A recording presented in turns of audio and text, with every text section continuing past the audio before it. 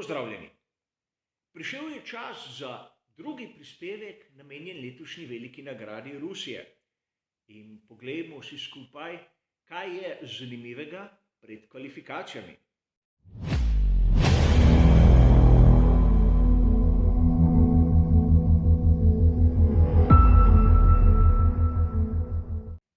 Kot običajno bo začetek tega prispevka posvečen tehničnim novostim ter zanimivostim.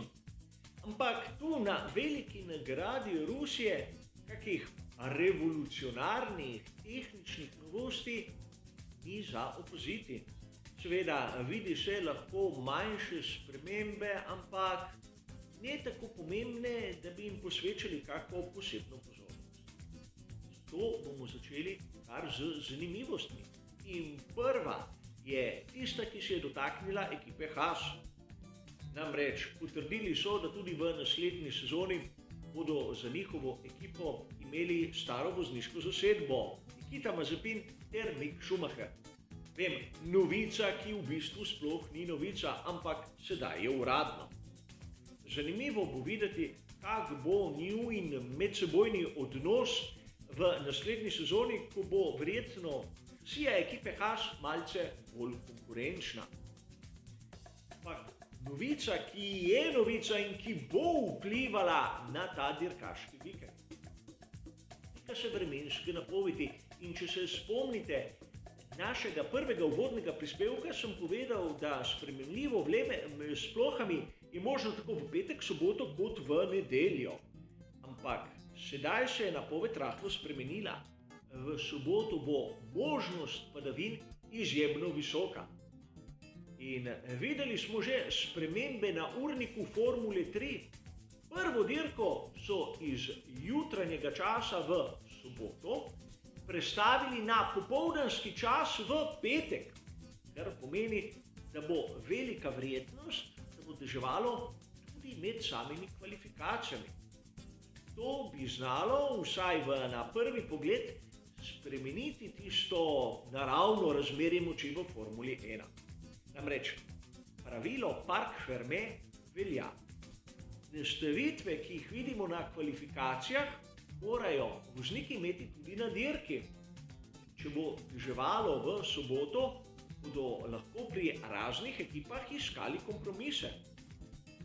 Odvisno od tega, kaj nas čaka tudi v nedeljo, ampak imamo 3 glavne smernice. Nastavitev za suho progo z praktično žrtvovanimi kvalifikacijami. Nastavitve za mokro progo, seveda z žrtvovano dirko. Ali nek kompromis, neko srednjo varianto, ki se lahko približuje ali eni ali drugi skrajnosti. Vseeno zanimiv dejavnik, ki bo lahko poživel to dirko. Ni rečeno, da v nedeljo je možnost dežja izključena. Po sedanji vremenski napovedi so padavine malce manj verjetne kot tiste, ki jih bomo verjetno videli v soboto. In tu bomo sedaj pogledali malce tehnične zanimivosti. In ustavili se bomo pri zadnjem aerodinamičnem stabilizatorju, posebej pri kotu profilov. Proga v Sočiju je znana kot tista, ki ima visoke končne hitrosti. Ampak, če pogledamo kot profila v Sočiju, ga primerjamo s tistim, ki smo ga videli v Monzi, sta različna kot dan in noč. Če se spomnite našega uvodnega prispevka, sem povedal, da karakteristike proge v Sočiju so izjemno podobne tistim, ki jih vidimo na Red Bull ringu.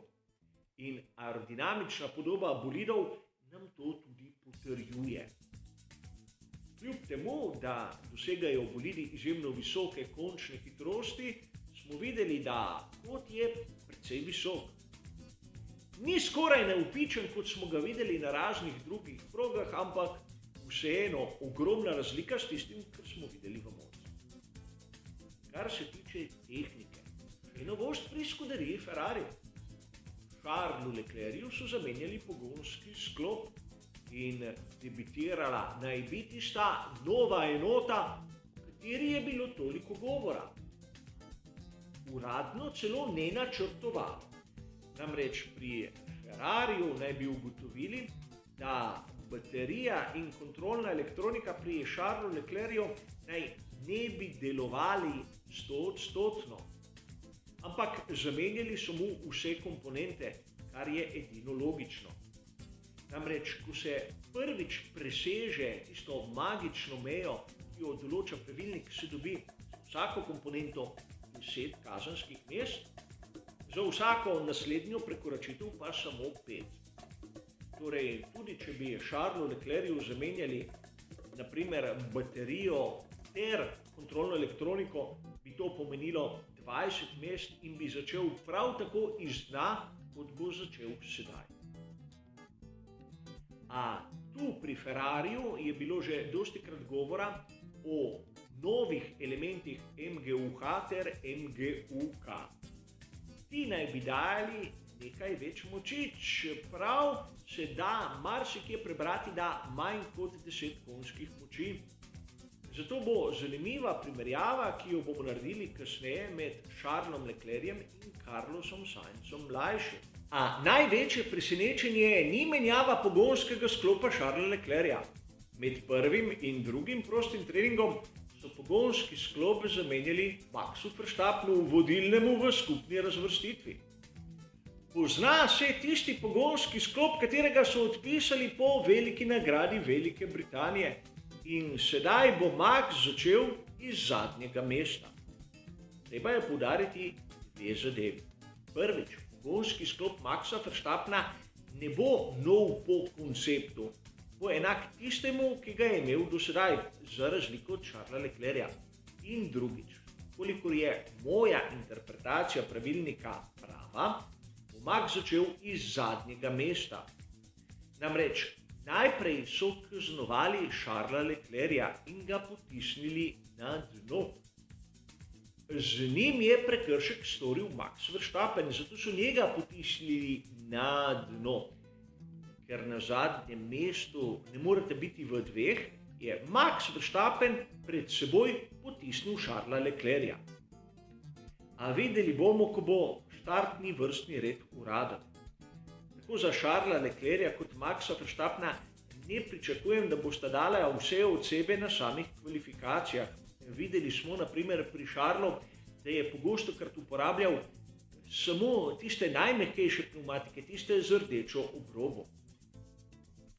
Zanimivo pri Charlesu Leclercu je to, da na drugem prostem treningu ni bil hitrejši od Carlosa Sainza mlajšega, za razliko od tistega, kar smo videli na prvem prostem treningu.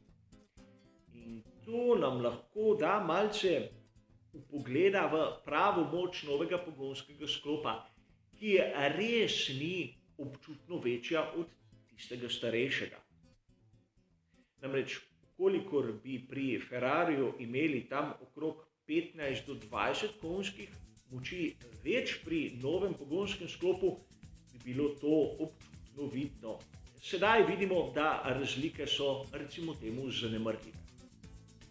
A pustimo sedaj to. Videli smo, da tovarniški ekipi Mercedes se je ponudila enkratna priložnost. Na drugem prostem treningu sta bila oba voznika najhitrejša, kar daje možnost predvsem Lewisu Hamiltonu, da bo izkoristil priložnost in tu v Rusiji pobral največ možnih točk.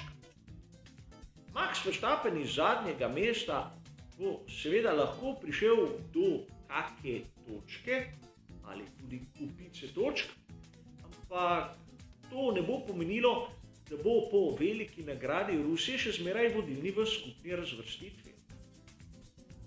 Lewisu Hamiltonu so na ta način podarili kar lepo možnost, kajti čeprav je imel Max Verstappen 3 kazenska mesta, bo sedaj začel iz dna in to bo pomenilo kar velik hendikep. Mnogi boste rekli, saj na progi v Sočiju se lahko z lahkoto prehiteva. A z večjo lahkoto se vozi tam spredaj, brez gneče in brez nevarnosti, ko se nekako skuša nasprotnika spraviti za seboj. A vrnimo se k argumentu, o katerem je bilo kar nekaj govora v prejšnjih tednih, Antoniju Giovinazziu. Videli smo zopet, da v ključnem trenutku se mu zgodi napaka, ki ga postavi v slabo luč. Znova je povzročil rdečo zastavo. In znova je napravil nekaj, kar od izkušenega voznika Formule 1 ne pričakujemo. Namreč v progi je raztresel kar nekaj delcev svojega bolida, ki je bil poškodovan, čeprav so mu to javili po radiju.